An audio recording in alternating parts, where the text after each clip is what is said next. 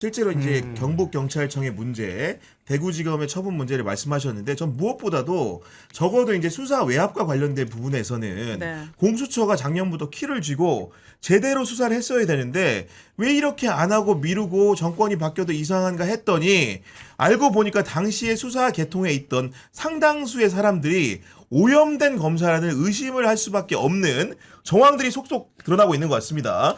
와, 이걸 제가 원래 이 아이템 한다 그래가지고 어디까지 배경 설명을 해줘야 될까? 그리고 사실 고민이 좀 됐어요. 왜냐하면 윤석열이 집권하고 난 다음부터 공수처를 없애려고 계속 시도를 했단 말이에요. 그러니까 공수처를 무력화하려고 시도했어요. 근데 또 최상근 사건이 딱 터진 거예요. 2023년에. 그러고 나니까 더 공수처를 무력화시켜야 될 이유가 생긴 거예요. 그래서 이제 그때 공수처장이 2024년 1월쯤에 그 공수처장이 그만두고 새로운 공수처장을 뽑으려고 그럴 때 어떻게 했어요? 공수처장 후보 추천위원회를 통해 가지고 누구를 추천하려고 했습니까? 권익위 부위원장 지냈던 찐윤 검사를 갖다가 집어넣으려고 시도했잖아요. 했으면 진짜 완성이 되는데 퍼즐이 조각이 네. 그죠? 예. 그렇게 하려고 시도를 한 거예요. 시도를 했는데 결국 그게 무산이 됐어. 그리고 결국 그 사람이 방통위 부위원장으로 또 가잖아요. 그렇게 한 다음에 무산이 되고 나니까 그 상황에서 어떻게든 공수처 수사를 무력화시키려고 시도를 하는 과정에서 지금 공수처 부장들이 어떤 행위를 했다라는 게 이번 압수수색을 통해서 확인이 된 거예요. 그래서 김성규 수사 1부장 그래 공수처장을 임명 못하니까 차장 체제로 넘어갔다가 차장도 사퇴를 하니까 공수처장 대대행 체제까지 간 거예요. 그러니까 부장이 쉽게 부장이 첫 차장까지 다 대행을 하는 네. 체제가 간 거예요. 그 첫 차장까지 대행했던 사람이 김성규 수사 1부장이에요. 친윤검사 출신이라는 사람인데요. 2, 3월쯤인데 총선 전에 관련자를 소환하지 말라 이렇게 지시를 하고 4월 총선 직후에는 민주당의 특검법 통과가 유력하니까 특검법 거부권 행사에 명분이 필요하니까 또 거꾸로 서둘러 조사를 진행하라 이렇게 지시를 했다는 거예요. 근데 이 사람은 나중에 검사 시절에 수사 기록을 외부로 유출한 혐의 때문에 벌금 2천만 원이 선고돼요. 그래서 5월 달에 퇴직해요. 그랬더니 그 밑에 있는 검사가 또 기다리고 있어. 그때는 이제 오동훈 검사가 5월 달에 오동훈 처장이 임명이 된 직후예요. 네. 오동훈 처장하고 회의를 하는 상황인데 그때 차장 직대를 맡고 있던 송창진 수사 2부장이 그렇습니다. 그때 이제 윤석열 전화번호 기록이나 이종섭 장관 전화 통화한 기록을 막 압수수색해야 된다고 하는 얘기가 막 나왔어요. 통화 내용 영장 받아서 봐야 된다. 1년이 지나면은 통화 기록 갖고 싶어도 못 맞아요. 갖는다. 이런 얘기가 한창 나왔거든요. 네. 근데 결국 나중에는 그 박정훈 대령 측이 법원에 검사법원에 요청을 해서 받았지만 그게 접니다. 그렇군요. 네. 그게 접니다. 그때 수사 2부장이 송창진 수사 2부장이 뭐라고 하냐면은 대통령 수사 외압 의혹은 소설 같은 얘기다. 공수처에서 나온 얘기라는 거죠, 이게. 네, 잘 수사 2부장이라는 잘 사람이 들어보시면 와. 박정훈 대령 그 구속영장 청구서에 거의 동일한 취지의 글이 있어요. 수사 외압은 박정훈 대령이 망상이다.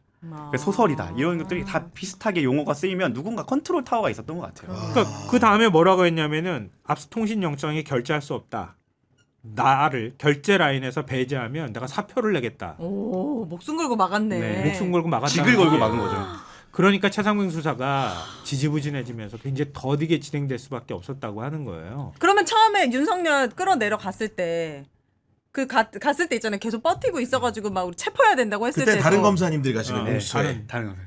예를 들면 지금 내란특검 파견가 있는 차정현 부장검사 이런 분들이 가신 거고 네. 어쨌든 간에 윤석열 정부 집권 기간에는 이런 친윤 검사들이 공수처 안에서도 활개를 친 정황이 나타난 것이고 그래서 저희가 박정훈 대령 변호를 하면서 공수처에 제발 기록 좀 달라. 왜냐면 무죄를 우리가 지금까지 파악한 내용만으로도 무죄가 나온다고 저희는 믿었지만 사실 불안하잖아요. 지금 뭐 군사법원이 어떤 외압이 들어왔을지도 모르고 확정을 지으려고 정말 엄청나게 요청을 했고 심지어 군사법원에서 공수처에 오케이 얘네 말 맞는 것 같아 기록 보내라고 했는데도 계속 씹었어요 공수처에서. 그러니까 저희가 어느 말까지 했냐면 아니 우리가 변호인단이 수사를 하고 있다 지금. 너무 어이가 네, 없다. 어이가 진짜. 없다. 그리고 이건 좀 개인적인 에피소드인데 분명히 김규현 변호사가 저한테 그 의견서 쓸 필요 없다. 와서 사실조회 정도만 하면 된다. 그래서 되게 간단한 신청만 너가 담당하면 되니까 어떻게 보면 숟가락만 올려라 하고 딱 들어가서 처음 사실조회 신청한 게 대통령실 사실조회를 시키더라고요. 그게 제 첫 그 업무 그 변호인단으로 업무를 했는데 그걸 딱 첫 하자마자 거기서 대박이 난 거죠. 그 윤석열 전화번호 나오고 막 800-7070. 7070 나오고 막 아. 난리가 나갔고 그때부터 이제 일이 엄청나게 많아지기 시작했기 때문에 제가 이걸 잊을 수가 없어요. 아 근데 친윤 검사 출신이라고 하는데 이 사람들은 속도 없는 사람들이에요. 윤석열이 대선 후보 시절 때 뭐라고 얘기했냐면은 공수처에 엘리트는 안 가고 사류만 간다 그랬거든. 본인들이 사류네. 자기들이 사류 취급을 받았는데 그 사류들이 대통령한테 충성을 다하겠다고 우리 친윤 검사라는 타이틀을 계속 갖고 가겠다고 해가지고 그렇게 내부적으로 차장군 수사를 안에서 막고 있었다는 거예요. 네. 수사가 진척이 안 어처구니가 되도록. 없다. 진짜. 지금은 괜찮아요. 네. 공수처를 우리가 믿을 수 있는 거예요? 공수처 하면은 진짜 답답하거든요. 네, 시원하게 맞아요. 뭐 하나 보여준 게 없잖아요. 이거는 뭐 확인이 되어야겠지만 제가 알기로는 지금 문제가 됐던 분들이 업무 수첩을 되게 꼼꼼하게 썼다고 합니다. 업무 수첩을 네, 그래서 그게지만 압수수색을 통해 가지고 이게 다 드러나는 게 그것 때문에 드러나는 그래서 거다. 많이 뭐가 밝혀진다고 하면 이번에 인적 좀 쇄신이 좀 되지 않을까. 그리고 보니까 이런 그 상황들에 대해 또 반대편에서 공수처에 계신 분들이 또 기록을 많이 남겨놨던 것 같아요. 그러면서 송창진이나 김성규의 그런 비행 의혹들이 지금 이제 수면 위로 올라온 게 아마도 그런 분들의 또 반대 기록도 있다. 왜냐면 아까 말한 친윤이 아닌 검사들은 가만히 있다가는 자기도 도매으로 넘어갈 수도 있기 때문에 그런 일지를 작성해 놓지 않으면 자기도 죽어요. 그래서 아마 그것 때문에라도 조금 더 꼼꼼하게 작성을 해놓지 않을까. 누가 반대했고 누가 뭐했다 이거를 작성해 놓지 않았을까 우리가 싶습니다. 지금 뭐 사법개혁 얘기 나올 때도 그렇지만 이 법적 카르텔 얘기를 계속 하잖아요. 네. 그걸 보여주는 것 같아요. 공수처를 왜 공수처로 뒀습니까? 서로 싸우라. 어느 누구도 공수처에 손 못 대게 만들어 놓은 거예요. 그러니까 법에 명시적으로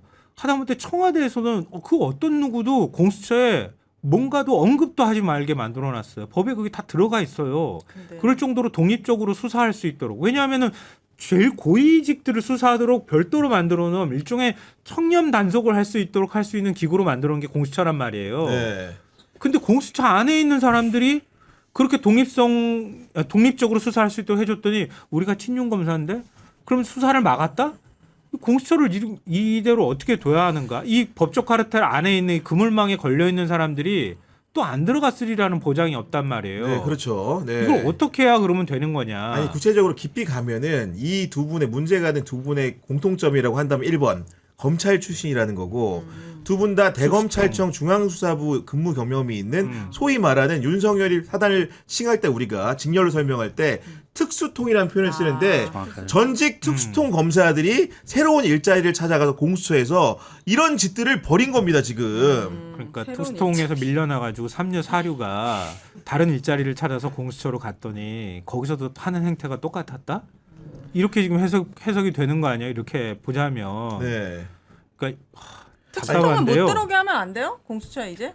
그러니까 안 돼요? 왜 공수- 답답한 표정 지어요? 좀 걸러요. 아니 걸러야죠. 이번 일을 계기로 진짜. 해가지고 인선을 명확하게 정말 인사 명확하게 검증을 좀 해야죠. 해야 되는 거고 그리고 특수통의 비행이라는 게 예를 들어서 지금 직장을 나와서 공수처를 이직해서만 생기는 문제가 아니고 어제도 국회 국정감사장에서 여실히 드러난 건데 특수통의 유명한 사람 어미준 사실 전 인천지검 부천지청장 이분 역시도 특수부 경력이 많은 분인데 이분이 그 문지석 부장검사랑 쿠팡 사태를 계기로 해가지고 지금 대립구도 갈등 구도인데 두 사람이 대화 나눈 녹취가 새롭게 공개됐는데 그 녹취를 보면 홍철호 정무수석 유관 사건을 다루는 과정에서 처리하는 과정에서 그 어미준 지청장이 주장하기를 이 과정에 법무부나 대검찰청의 외력이 작용했음을 암시하는 대화가 또 오고 가지 않았습니까? 그러니까 이게 녹취록으로 나왔기 때문에 이거 부인하기도 굉장히 어려울 것 같은데요. 그러니까 지금 많이 알려진 것처럼 쿠팡 사건과 관련해서 문지석 검사하고 갈등이 있었던 거예요. 그러니까 쿠팡 사건에서 무혐의 처분하라고 하는데 문지석 검사는 안 됩니다. 막 이렇게 서로 간에 다툼이 있었던 거예요. 그러니까 문지석 검사가 대검에다가 지청장을 감찰을 해달라 이렇게 의뢰를 하는 거예요. 지청장도 사실은 화가 날 법한 상황이잖아요. 그래서 문지석 검사를 불러다가 대화를 나눈 거지. 대화를 나눈 걸 녹음을 한 거야. 음. 그게 이제 공개가 됐는데 네. 그 쿠팡만 얘기가 나온 게 아니라 갑자기 홍철호 정무수석 굽네치킨 창업자기가 불쑥 튀어나온 거예요. 네. 그러니까 맥락상으로는 이렇게 된 거야.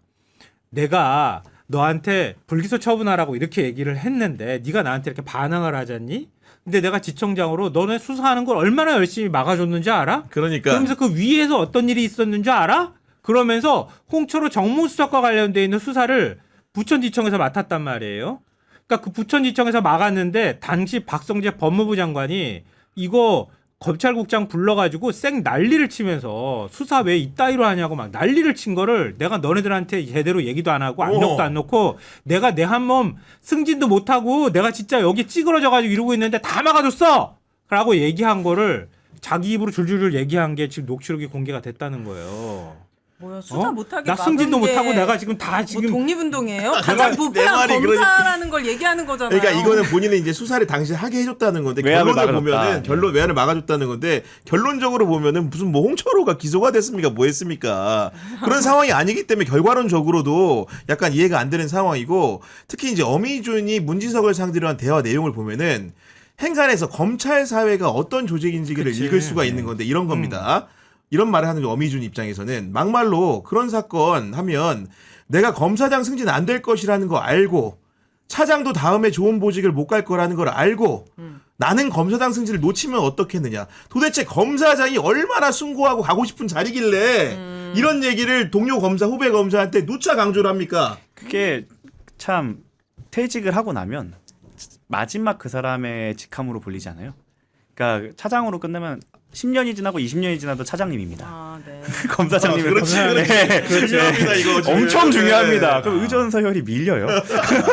후배는 나보다 뭐 더 위로 올라가면 그 친구는 10년 뒤, 20년 뒤에 검사장님이고 그렇죠. 이렇게 고검장님으로 불리는데 나는 계속 차장님이야. 그리고 이게 또 시장으로 가면 저야말로 그렇지, 어떻게 보면 그렇지. 전관의 대척점에 있는 사람이에요. 로펌을 운영하고 있는데 전관이 아니잖아요. 그렇죠. 저희랑 시장에서 경쟁하는 사람이기 때문에 노골적으로 깐다면 단가가 달라집니다.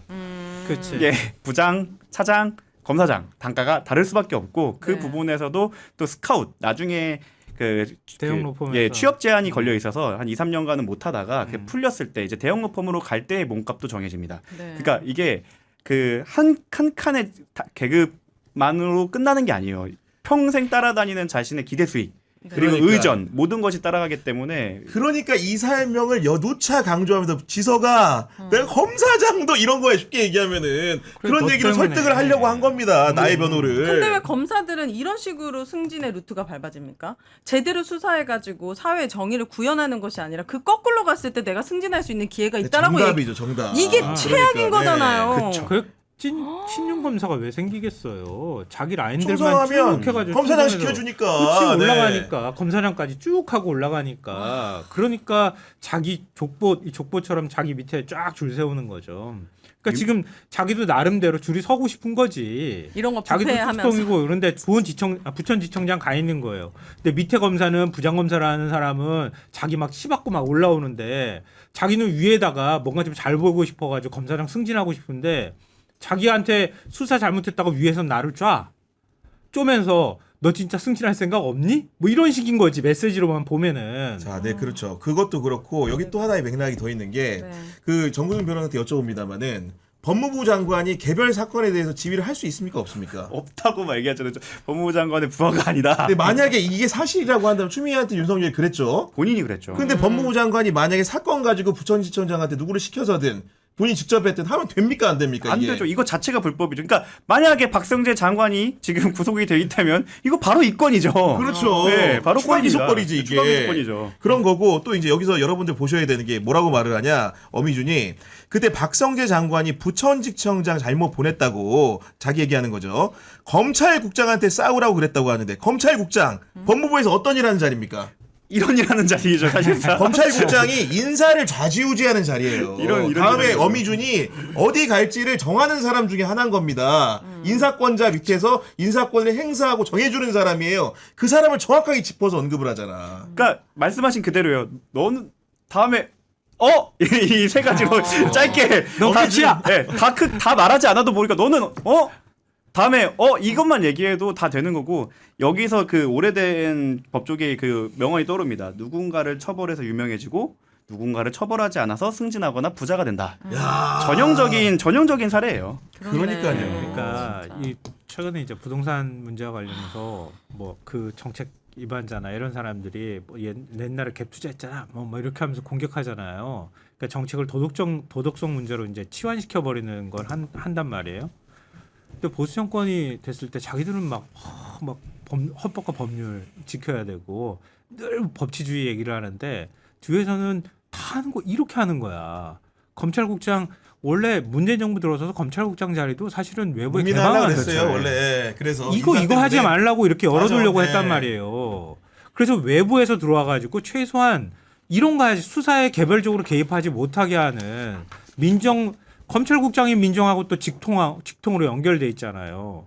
그러니까 이런 거 하지 말라고 이렇게 했는데 보수 정권 들어와가지고 맨 국민들한테 법치주의로 당신들 법 잘 지켜야 된다 그러면서 노조 때려잡고 이렇게 해놓고 자기들은 뒤에서 정무석 걸 감히 건드려? 난리를 쳐.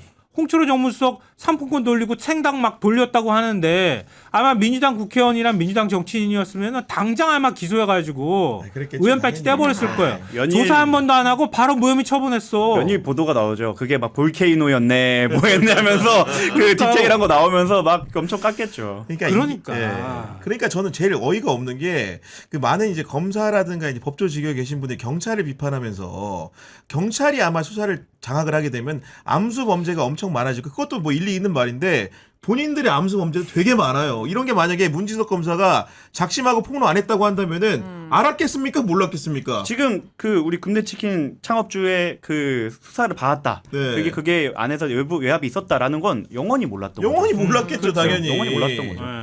그렇기 근데 때문에 그게 이런 이 부분들에 사건만 대해서, 있겠어요? 네. 그렇죠. 한두 건이 아니지.